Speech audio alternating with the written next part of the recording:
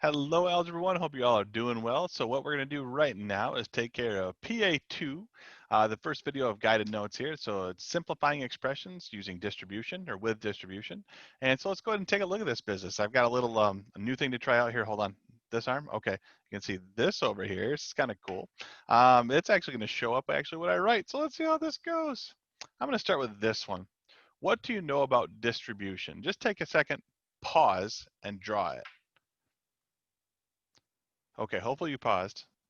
Hopefully you drew something. I'm gonna draw something, right? So I got my orange, a little orange hair, right? So I've got, this is me.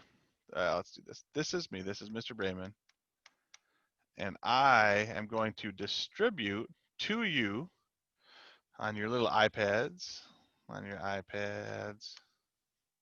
your phones or whatever technology you got. I'm going to distribute to you video. So this is a video going from me to you. I'm distributing the video to you. I'm distributing it to everyone.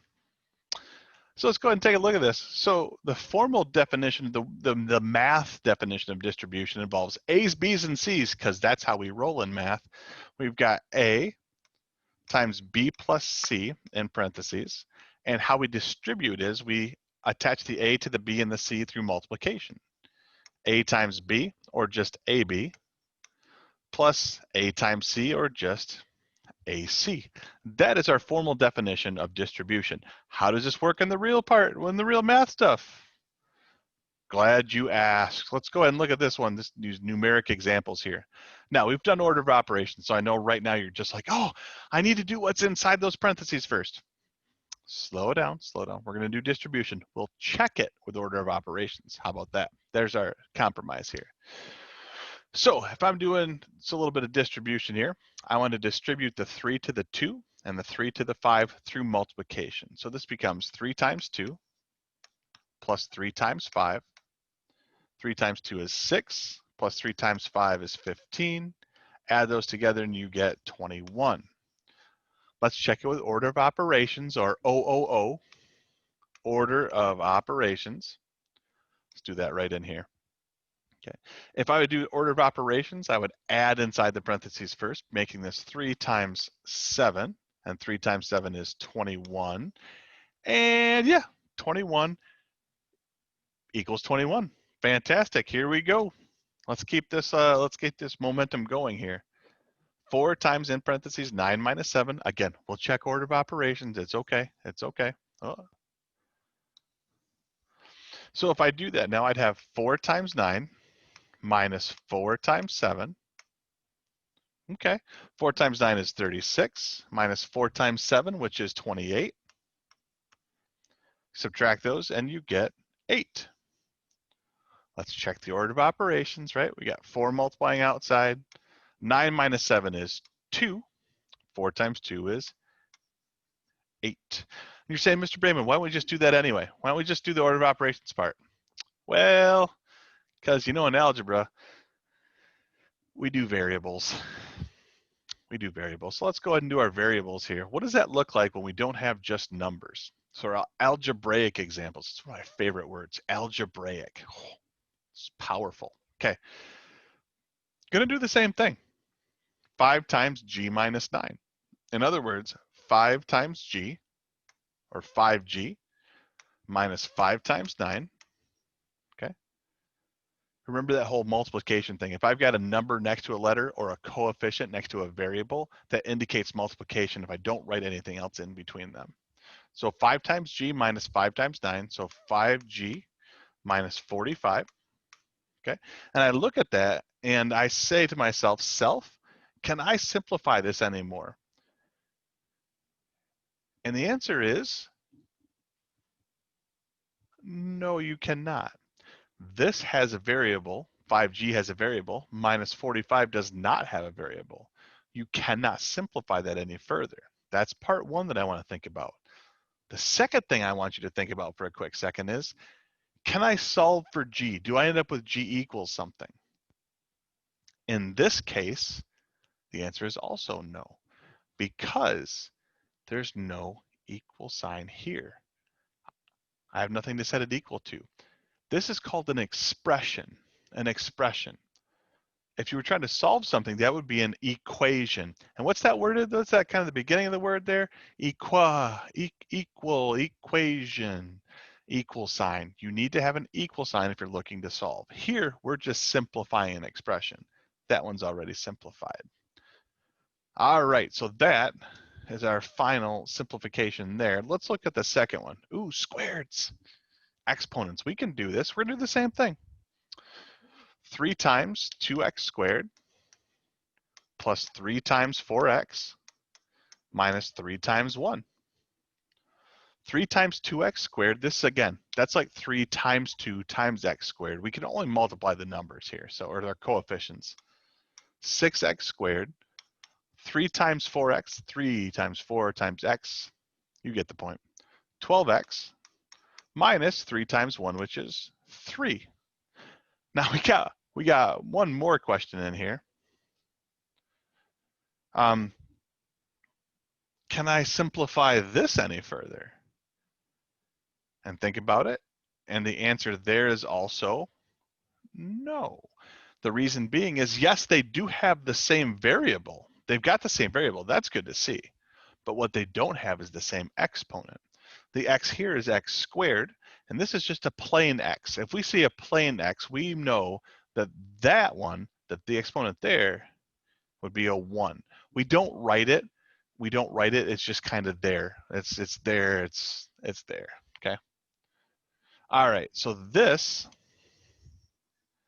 is our simplified answer as well. Now you're saying, Mr. Brayman, I'm kind of seeing this, but I'd like to see another method. And I've got another method for you. Let's look at this method. What if I had this here? What if I had the box method? 4 times x plus 3. 4 times x plus 3. Well, you'll notice there's only one term out front and 2 terms in here. You'll notice this is 1 box high and 2 boxes wide. Take that 4, put it out front. You've got x on top, positive 3 on top. Okay. 4 times x is 4x, multiplying in here. 4 times 3 is 12. Then add them up, distribute and add them up. 4x plus 12. All right, I like this. I see where we're going with this, all right? This is useful, by the way, not just for this. We'll use this later too. What if we got this set of distribution, right? 1 box tall, 3 boxes wide, because I've got 1, 2, 3 terms inside of my parentheses. So 3 out here. I've got a 2x squared plus 4x minus 1. So, what do I want to put on top here? Well, I'll tell you that it's a little bit, I don't want to say easier, but it's more straightforward if you change everything into addition.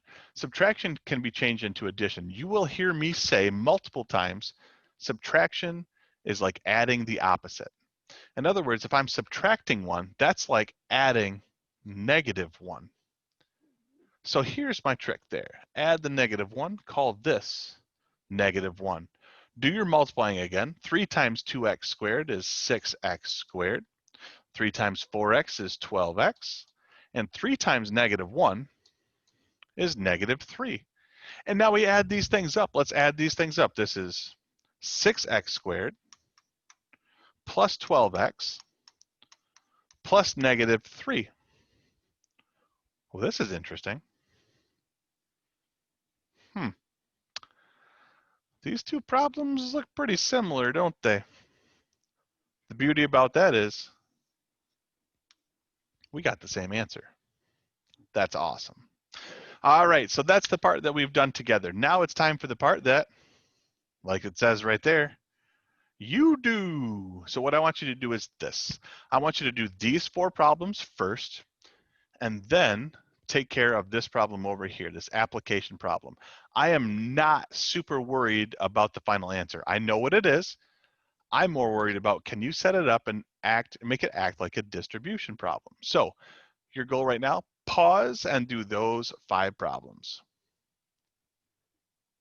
Okay, hopefully you guys paused, because I'm gonna talk again now and do those with you. Okay, let's do these first. Let's do these first, okay? I'm gonna do 2 with the box method and 2 with just straight distribution. Okay, so let's do this. I've got 6 times 12 minus 2. I am going to do the distribution method here of 6 times 12 minus 6 times 2. That gives me 72 minus 12, or 60. Okay.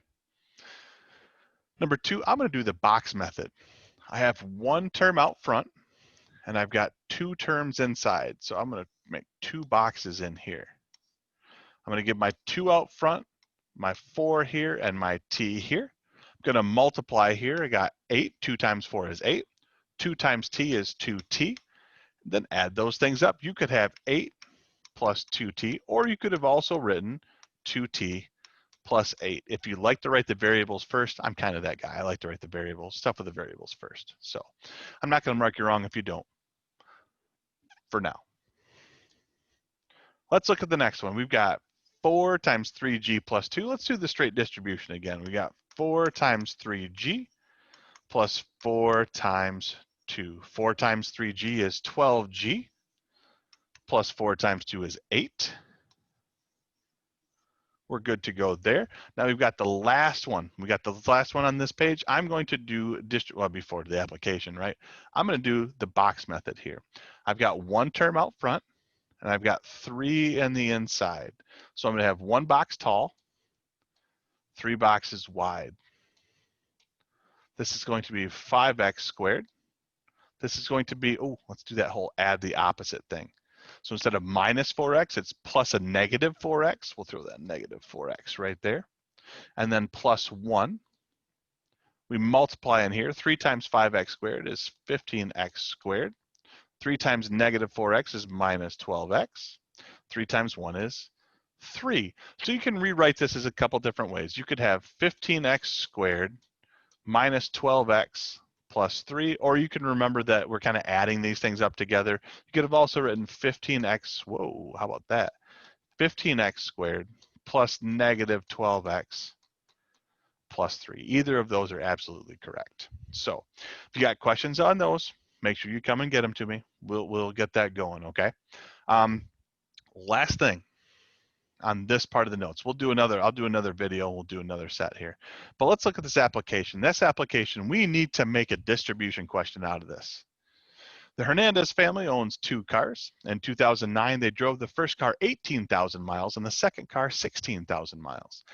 If it costs 65 cents on average per mile to own and operate a vehicle, find the total cost of operating both cars. So let's see, how am I going to create something with distribution? How am I going to create something with multiplying and distribution?